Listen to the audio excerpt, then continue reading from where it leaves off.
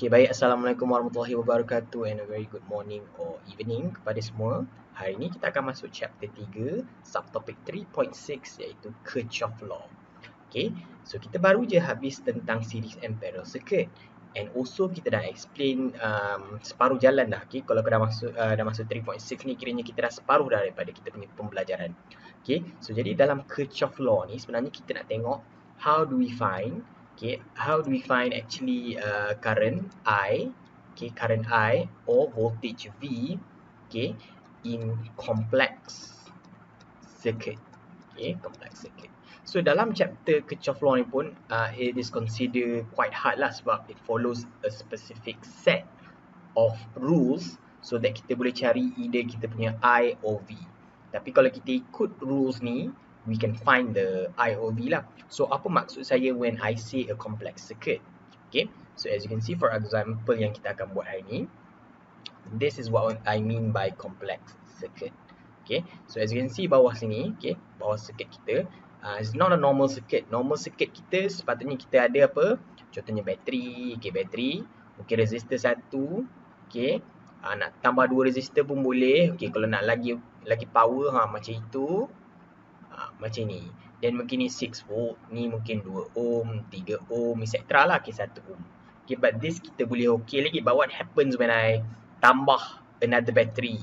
Okay, or tiba-tiba saya besarkan another loop saya, okay, it gets complex.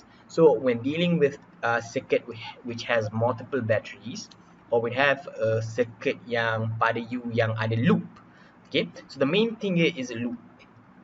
Loop is bulatan lah, okay, macam ni.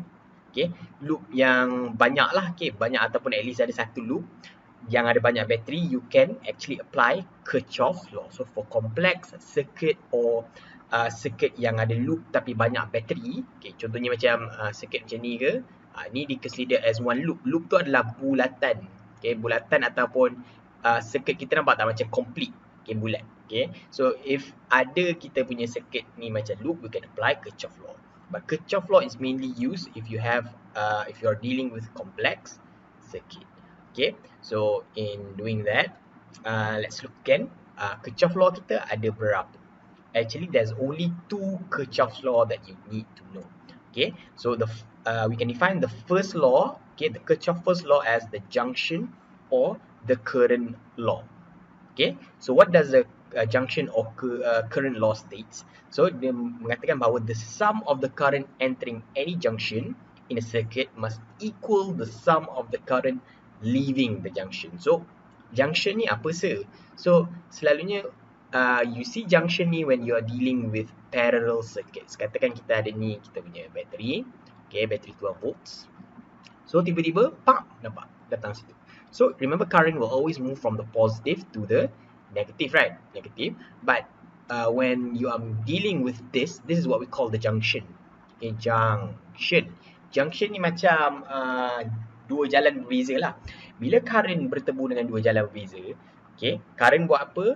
Current would divide itself, okay. Satu akan pergi sini, okay. Let's say I define this as I1. So I can define this as I2 and this as I3.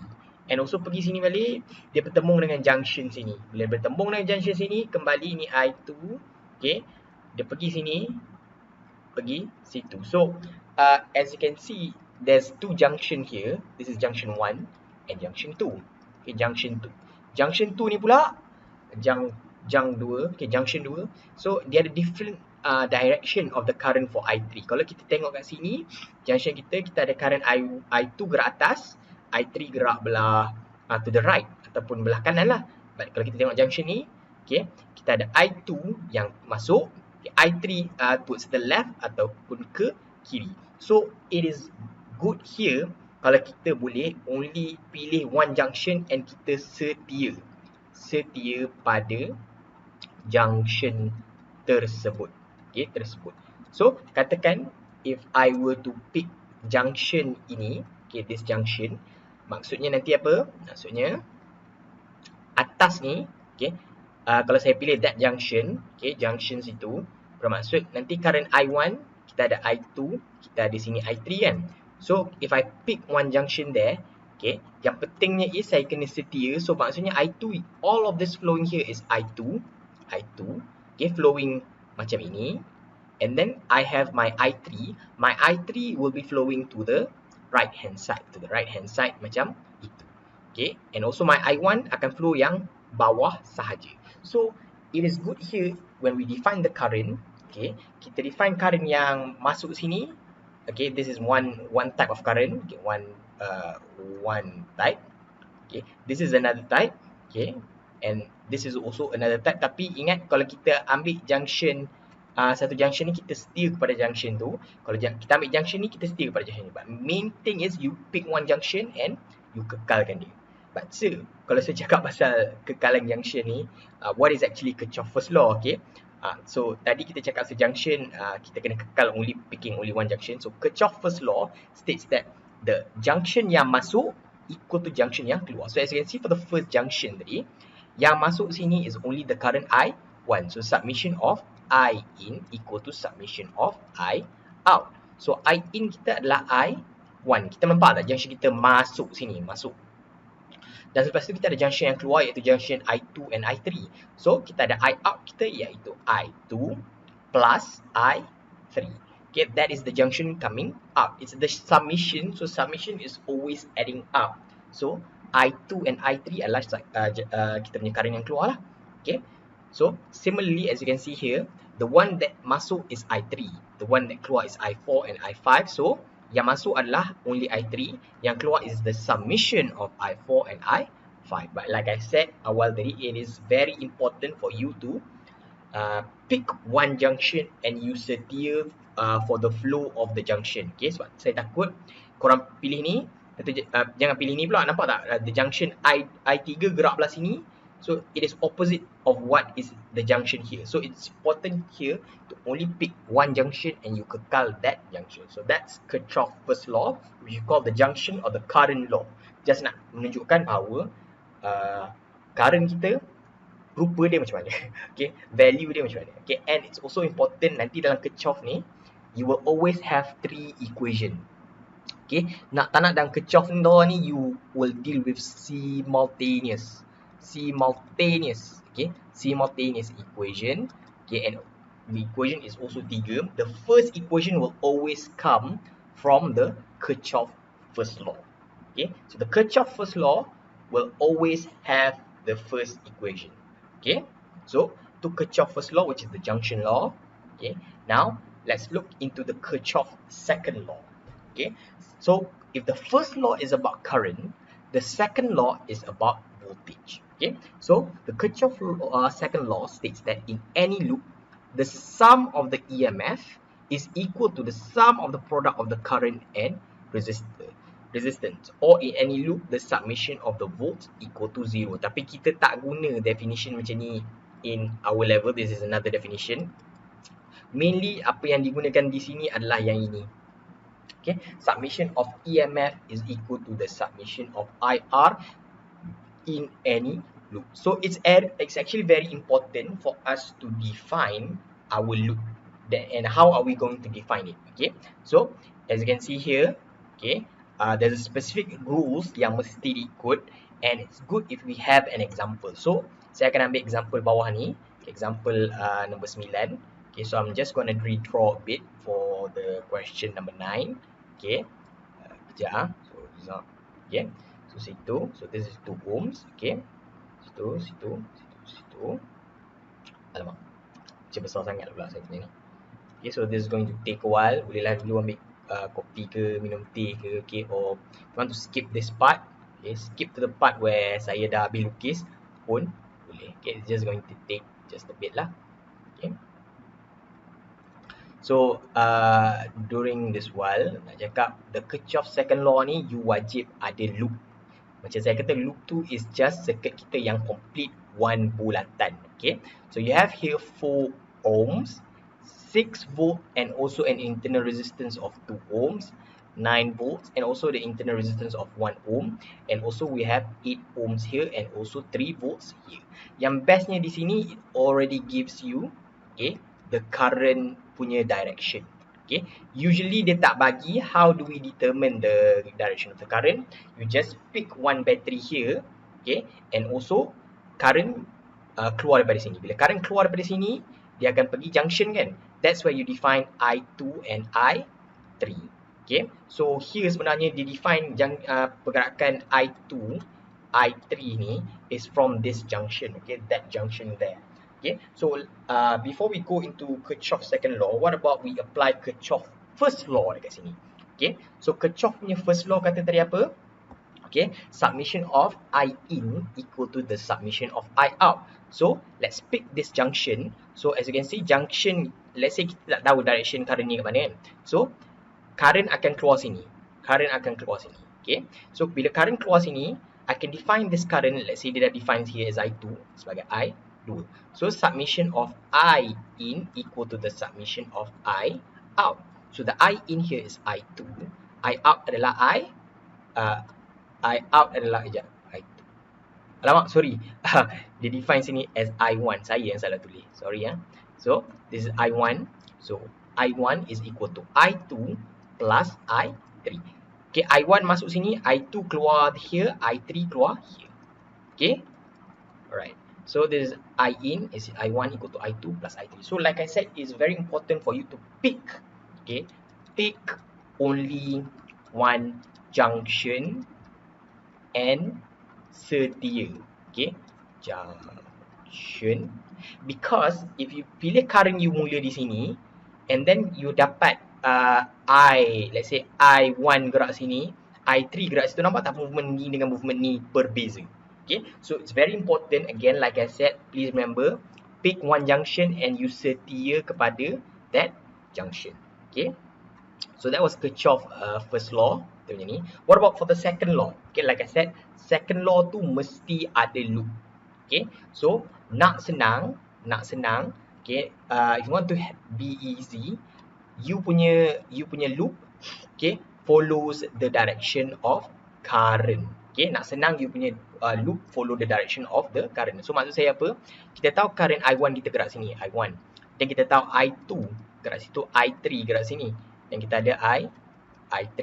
So sini ada I2. So maksudnya apa? All the current flowing to the left here, okay, to the left here is I2, to the right here is I3, and tengah ni adalah I1. Okay, so now saya boleh lukis my loop following my direction of current. So this is my loop.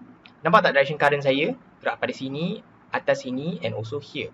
So sekejap saya zoom supaya korang boleh nampak sikit lah. Okay, so my direction of the loop is here clockwise, because my direction of the current is also clockwise. As you can see here, my direction of the current is anti-clockwise. Nampak tak? Dia macam direction current dia macam ni.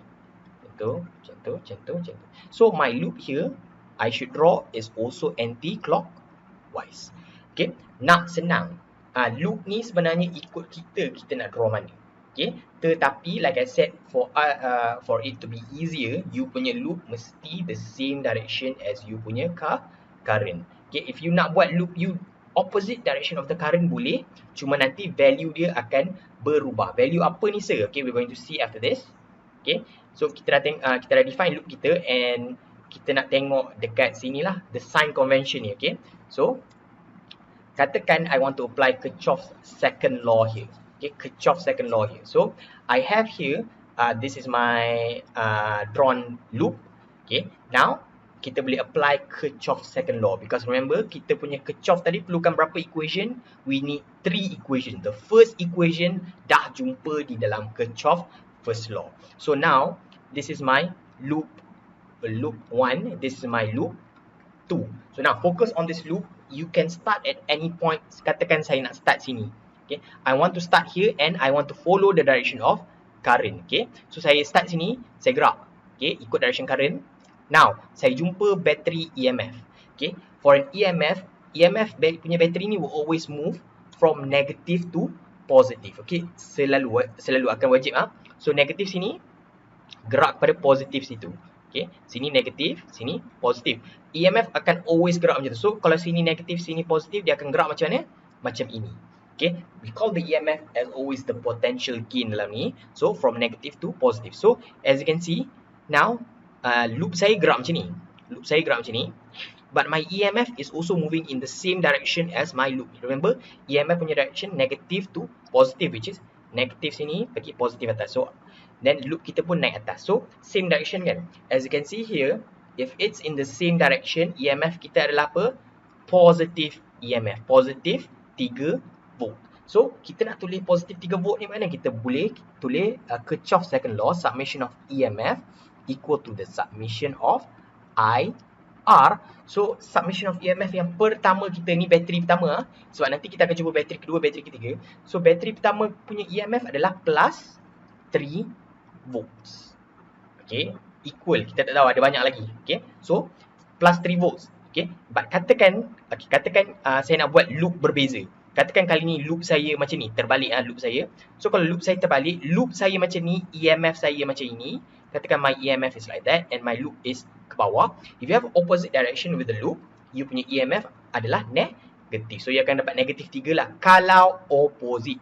Okay, dalam ni dia sama direction. Okay, so nak senang, you should always draw you punya loop is in the same direction as the current. Confirm akan senangkan korang. Okay, so let's continue on. Kita gerak lagi, sini kita gerak. Okay, kita dah kat sini. Now, kita jumpa resistor pula. Okay, resistor akan ikut current punya direction. So current punya direction I2 ni adalah ke mana? Ke situ. So this is my I2. Loop saya pula macam ni. Loop saya pusing macam ni. Pusing macam ni. So bila sampai kepada resistor kita, dia pusing dia macam itu. So nampak tak? Same direction. Same direction.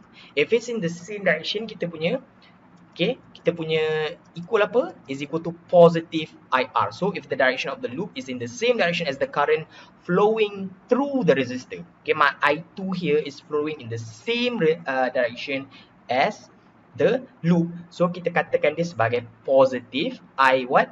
I apa yang flowing here? I2. Resistor kita adalah 2 ohms kan. So I2 2 ohm. Okay, I2 2 ohm. So I kita adalah I2, resistor kita adalah 2 ohm. Okay, loop kita tak habis lagi sebab kita mula sini. What we mula mestilah kita berhenti pun dekat situ. Dia macam satu bulatan. Okay, so kita pergi kepada sini pula. Okay, pergi pada sini. Remember EMF gerak daripada negatif ke positif. So gerak macam itu, negatif positif. Then loop kita pun ke turun bawah. So as you can see, the direction of the loop is in the same direction as the EMF. So EMF kita ni berapa? 6 volt. So same direction, macam mana? Same direction sama, kita plus, okay, plus EMF. So ada plus 6 volt. Tapi benda ni, okay, kita punya EMF ni pun ada internal resistance. So in actual fact, kalau maksudnya macam ni, kiranya saya boleh, macam mana nak besarkan ya. Okay.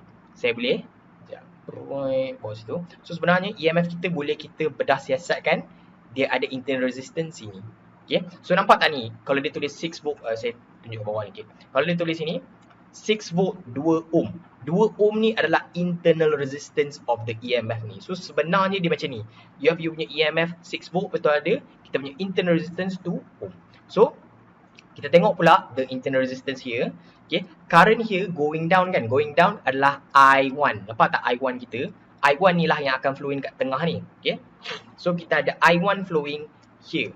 Then also loop kita tadi apa? Loop kita macam ni kan, macam tu. So direction of current dalam resistor kita sama direction dengan kita punya loop, sama. Bila sama, you have positive. Like I said, kalau sama positif, kalau different negatif. Itu je yang korang kena tahu. Okay, so positif apa? Positive I1 2 ohm. Okay, you see here 2 ohm. Sama macam kita punya ohm dia yang atas tu. Then turun bawah, kita jumpa resistor kita balik. Resistor kita punya current moving downwards here. Loop kita pun moving downwards here. So same direction loop kita dengan kita punya current di dalam resistor. So positive, current kita flowing kat tengah ni apa? I1 4. Okay, I1 4. So now kita kembali pada kita punya tempat asal. Bila kita kembali pada tempat asal kita, kita boleh buat equation ni as 9 volt equal to 4 I1. Okay, saya dah tambahkan 2 dengan 4 ni plus 2 I2. Okay, so as you can see, kita ada unknown I1, kita ada unknown I2. So this is our equation yang kedua. So mana equation pertama saya? Like I said, you punya first equation is here. First equation here. Okay, ini tak disusun dengan betul lah. Nanti saya akan susun dengan betul. Okay, so that's how you buatlah the first two equation. But remember, for Kirchhoff law, you wajib ada 3 equation. Why? Because we have 3 unknowns, I1, I2 and I3. When you have 3 unknowns, to solve a simultaneous equation, you need at least 3 equation. And then kita akan guna calculator to solve our equation lah. Okay, so saya nak padam sikit for loop kedua. Okay, loop kedua. Okay, supaya kita start balik. Kalau korang rasa macam lama tak faham satu apalah. Okay, so I'm going to start a bit for our second loop. Hopefully loop pertama tadi semua okay. So I'm going to redraw back our loop, our second loop lah. First loop tadi harapnya semua settle. Okay, second loop tadi apa? Dia ada EMF. Dia ada EMF lah, EMF 6 dengan 2 situ, and also ada battery here. Okay, battery there. Alamak, pembualan kita sini tadi kan. Okay, so saya padam je sebab saya dah padam dia punya situ. Alamak, apa, iklan sebentar. Okay, tak apa. So sini berapa? 4 ohm. Sini berapa? We have here 6 volt and also 2 ohm. Now, okay, kita fokus on our loop kedua. Okay, remember current here flowing here is I3. I3 kita flowing here, naik atas and also towards the left. I3. Okay, so this is kita punya resistor yang sini. Sekejap, dapat confirm sekejap. Okay, resistor. Okay, tak tahu kenapa saya buat okay, patah resistor. Okay, so now kita boleh begin. Remember, always draw the loop is in the same direction as you punya current. If you nak opposite boleh, tapi nanti apa yang you dapat contohnya kat sini would be dalam negative lah, but the negative will cancel out. Okay, but nak senang, nak positive, always draw you punya loop in the same direction as you punya current. Okay, so loop kita macam ini. Okay, loop kita like that. Okay, so now kenapa saya lukis loop saya macam ni? Macam saya kata, nak senang, follow the direction of the current. Okay, so let's see kita nak start mana. We can start at anywhere. Saya nak mula dekat sini juga. Saya nak gerak to my right ataupun kanan saya. Okay, kanan saya sini. So saya mula, tak jumpa apa-apa. Tak jumpa apa-apa. Oh, jumpa EMF. Remember, EMF ni pergerakan daripada mana? Negative to positive. So like that. Okay, EMF ni akan gerak potential gain from negative to positive. Okay, so EMF direction adalah negative to positive here atas. Loop kita pun pusing naik. Okay, pusing naik atas. Okay, jap. Okay, pusing naik atas. So as you can see, the direction of the loop pusing naik atas and also the EMF is in the same direction. So macam mana? Okay, for equation yang ketiga, jap. Equation yang ketiga saya nak padam sini. Okay, for equation yang ketiga, okay, you start je dengan submission of EMF equal to the submission of IR. Okay, so from here, okay, if direction of EMF sama direction, kita apa? Kita positive. Remember, sama positive, different negative. So positive berapa? 9 volt. Okay, 9 volts. Okay, equal to submission of IR. Kita tak tahu berapa. So kita tak habis, kita ada kita punya also 1 ohm internal resistance. Bayangkan ada resistance over here. Over here resistance. So current flowing through here, nampak tak current ni atas? So current is like that, I3. My loop is also naik atas. So loop saya naik atas, sama direction. So I have positive I3, resistance berapa? 1 ohm. Now, lepas itu, kita dah lepas semua ni, kita jumpa resistance kita. Current dalam resistor ni gerak macam ni, macam itu. Okay, so current gerak sini, loop saya pun pusing macam itu. So the same direction. Bila same direction ni buat apa? You tambah berapa? I3 8. Okay, I3 8. Now kita dah habis on our separuh ni. Kita start masuk balik dalam loop pertengahan kita. Loop pertengahan kita, pergerakan I di sini, I1. So I1 pun sini. Soalan pun dah define macam itu. Okay, so okay, kita jumpa EMF. Like I said, EMF from negative to positive pergerakan dia. Macam tu. Okay, so current, loop kita pun gerak bulatan macam ini. So loop sama direction dengan EMF. So ada positive 6 volt. Okay, and also kita ada resistance 2 ohm here. Our internal resistance 2 ohm. Bayangkan ada sikit kecil resistance 2 ohms here. 2 ohms. So current dalam resistor gerak bawah, I1. Loop kita pun gerak bawah. Okay, same direction macam mana kita tambah berapa? I1, 2. Nice work. Dan kita jumpa resistance yang 4 ohm ni. Current di dalam resistor ni gerak bawah. Loop kita pun pusingkan ke bawah. Sama direction, kita tambah I1, 4. Kembali balik pada kita punya origin. Habis. So, kita punya equation yang ketiga, kita ada apa? 9 tambah 6, 15. Okay, 15 volt sama dengan berapa? 1 tambah 8 adalah 9 I3 plus 6, 2 tambah 4 I1. Okay, so we have our 3 equation. Okay, as you can see, equation 1, equation 2 and equation 3. Now, kita ada ni macam mana kita nak solve. We're going to use calculator, but penting di sini I'm going to teach you how we susun our equation. Okay, macam mana nak susun? Okay, kita ada dah kita punya equation. Okay, kita punya equation of I1, I2, I3. So, I1 sini saya nak rearrange balik. Jadi saya nak rearrange. Ini positif ni pun positif. Tapi positif yang lagi banyak adalah sini, yang sini ada 2 positif. So, saya nak bawa I1 saya towards my right hand side. So, saya akan susun negative I1 plus I2 plus I3 equal to 0 as my equation pertama. So, ni rearrange. Rearrangement ni penting supaya nanti bila korang masuk dalam calculator, senang. Okay, senang. Then, saya ada apa? Equation kedua saya. Equation kedua start macam mana? You have 4 I1 kan? So, you tulis sini 4 I1, equation 2, plus 2 I2. I3 ada tak? Kalau I3 tadi, you tulis plus 0 I3 equal to berapa? 9 volts. Okay, this is you punya equation kedua. Dah rearrange. Nampak cantik? Nampak ada 1, 2, nampak tak ada 3. Nanti masuk dalam calculator senang. Okay. Next, you ada apa? 15 volts. So, you buat sini. I1 ada apa? Ada 6 kan? So, 6 I1. 6 I1. Okay. Plus 0 I2.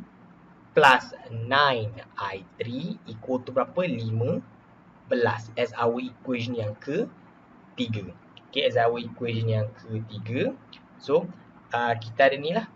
Okay, kita ada ni as our equation yang ketiga. So, 4 tambah 2.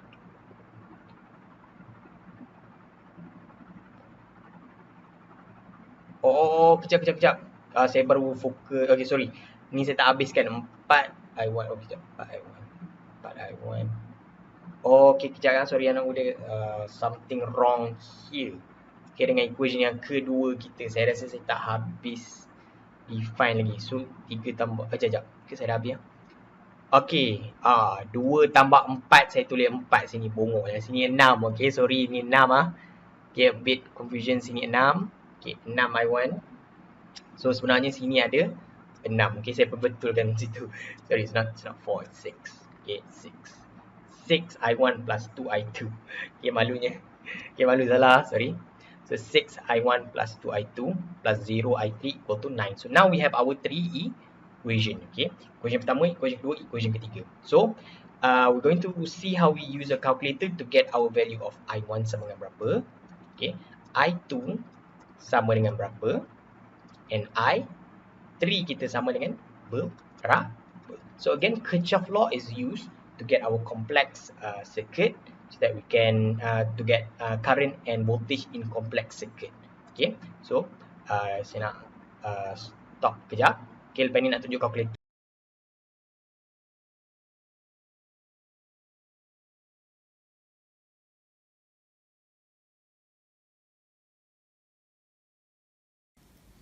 Okay, so saya nak menunjukkan macam nak guna calculator tu menjawab Kirchhoff law. Okay, so mula-mula saya nak tunjuk yang Casio ni lah FX 991 ataupun nama lain dia FX 570.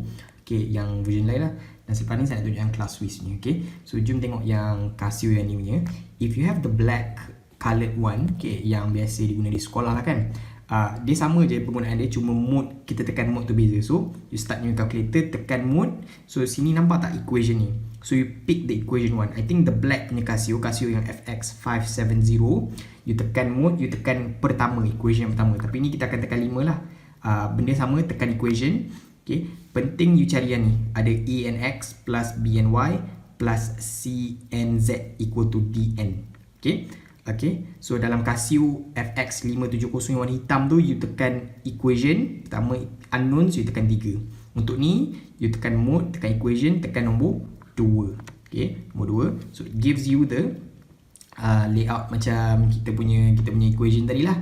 Okay, kita punya equation tadi. So kita bubuhkan kita punya 3 equation. So 3 equation kita tadi, kita ada apa? Kirchhoff law yang pertama tadi. Okay, kita ada negative. Okay, kita ada negative 1. Kita ada negative 1 here. Negative 1. Dan kita ada 1. And also kita ada 1. And also we have 0. Okay, for our equation kedua kita ada apa? Kita ada 6. Kita ada 6. And also kita ada 2. Kita ada 2. And also kita ada kosong equal to 9. Then for our third equation kita ada 6 juga. 6I1. Okay, kosong I2. Okay, I3 ada berapa? 9. And also kita punya final equal to 15. So itu sebabnya penting untuk kita arrangekan kita punya current tadi into I1, I2, I3 equal to value, so that kita boleh masuk dalam ni. So if you tekan equation, you ada X. So X ni represents I1. I1 kita adalah 1.32 amps. Y ni adalah I2, represent 0.535 ataupun 0.54 amps lah.